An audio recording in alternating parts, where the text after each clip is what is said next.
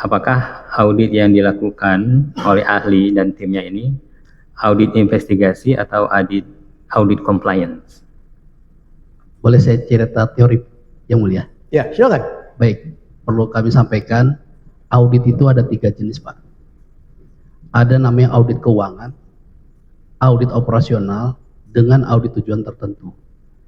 Nah, di BPKP yang biasa dijalankan, audit tujuan tertentu adalah audit investigatif dan audit penghitungan kerugian keuangan negara. Boleh saya rinci? Audit keuangan itu adalah audit untuk pemberian opini laporan keuangan, yang seperti KAP tadi. Yang kedua adalah audit operasional, dia menilai 3E, efektif, efisien, dan ekonomis, serta ketaatan pada peraturan ketentuan berlaku. Yang ketiga, audit tujuan tertentu. Bedanya adalah audit investigatif itu dilakukan atau diberikan kepada penyelidik. Jadi penyelidik itu meminta kami dalam tahap penyelidikan untuk melakukan audit investigatif. Nah, kalau kami istilahnya, audit investigatif itu auditor yang di depan, mencari bukti-bukti. Dari bukti-bukti audit, kemudian terkumpul, jadi dapat laporan, berapa nilai kerugian, disampaikan ke penyelidik, dan biasanya hasil laporan itu, apabila memenuhi unsur kerugian keuangan negara, maka ditingkatkan ke penyidikan. Sedangkan permintaan perkara ini adalah audit PKKN. Audit PKKN itu diberikan oleh BPKP dalam tahap penyidikan. Dalam tahap penyidikan, maka bukti-bukti itu diperoleh oleh penyidik dan kami menerimanya melalui penyidik juga. Dan kami setelah disediakan data, kemudian kami menghitung berapa nilai kerugian keuangan negaranya. Demikian, Pak.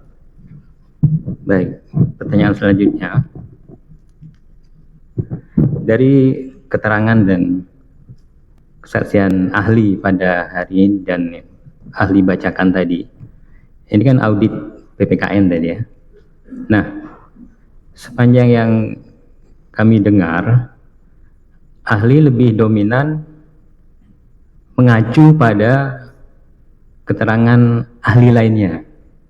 Nah, secara kode etik ataupun SOP terkait dengan audit PPKN, yang lebih diutamakan itu fakta atau pendapat? Iya, fakta dan pendapat, Pak. Jadi kami ini bukan perkara yang pertama menggunakan keterangan ahli. Jadi ini adalah salah satu tugas saya sebelumnya dari tugas-tugas yang lalu juga. Untuk hal-hal teknis, kami memerlukan seorang ahli yang bisa berpendapat, yang dapat menghitung misalkan gedung bangunan itu, dan itulah di luar kemampuan kami, makanya di dalam pedoman disebut bahwa kami dapat menggunakan kemampuan atau keahlian seseorang. Demikian. Baik, pertanyaan yang ketiga, ahli. Sebagai auditor, apabila objek yang diaudit itu keliru, apa yang ahli lakukan terhadap laporan yang dikeluarkan? Contohnya begini. Ahli diminta untuk mengaudit perusahaan di Papua, namanya Adi Perkasa. Ternyata di Papua itu ada 2 perusahaan yang namanya Adi Perkasa, satu di Biak, satu di Sorong.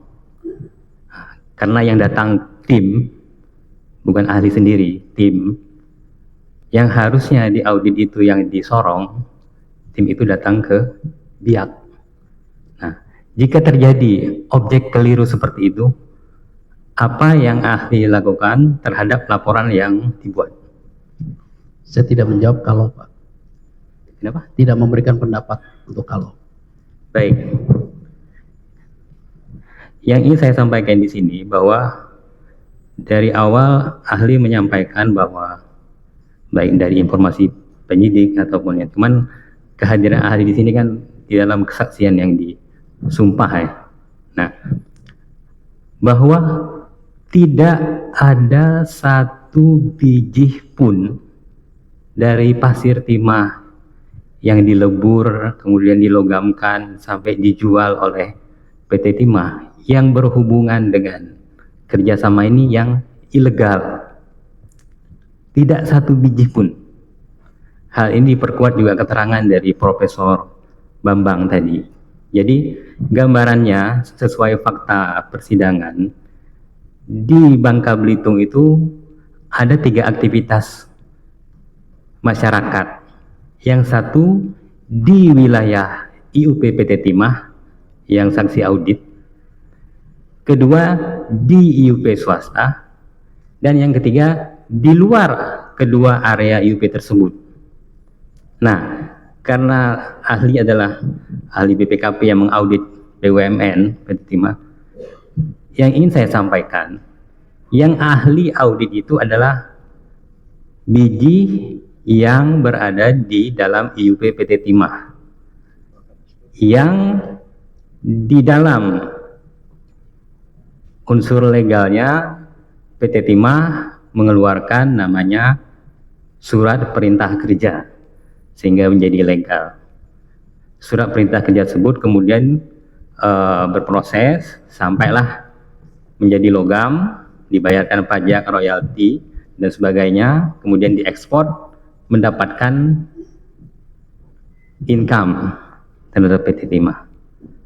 Jadi yang diaudit oleh ahli itu adalah biji di dalam IUP PT Timah yang tercantum di dalam surat perintah kerja dalam DU PT Timah, bukan dari IUP swasta ataupun bukan dari area di luar itu tersebut. pendapat apa yang mau ditanyakan? Itu pendapat dari terdakwa. Apa yang mau ditanyakan? Jadi pertanyaan saya, apakah tim dari ahli dan ahli mengetahui terhadap 3 sumber biji tersebut sehingga bisa membedakan antara legal maupun ilegal? Dalam perkara ini kami dapat informasi ini ilegal, Pak, sesuai dengan keterangan saksi dan ahli yang tadi sudah saya sampaikan waktu paparan. Berarti ahli menghitung yang ilegal ya? Berarti yang di swasta dan yang di luar area IUP PT Timah, begitu? Seperti yang saya sampaikan di awal demikian, Pak. Baik, pertanyaan kedua, Venus Inti Perkasa dengan PT Timah mempunyai kerjasama perjanjiannya. Apakah dalam proses audit ahli dan timnya membaca kerjasama tersebut? Dapat dokumen iya, tapi terkait dengan penilaian legalitas kami tidak. Secara judul, secara garis besar lah, itu kan perjanjian kerjasama sewa pengelogaman. Jadi dari pasir yang didapatkan dari DU PT Timah itu yang ada SPK-nya, kemudian diproses menjadi logam, kemudian diambil oleh PT Timah. Nah, sepengetahuan saksi, apakah kerjasama, sepengetahuan saksi sebagai auditor, apakah kerjasama PT Timah dengan Venus Inti Perkasa ini salah? Tidak berkomentar. Baik, ini tadi masih kelanjutan dari pertama bijinya, kemudian biji terkait dengan kerugian negara terhadap biji, logam terkait dengan kemahalan, nah yang terakhir yang 271.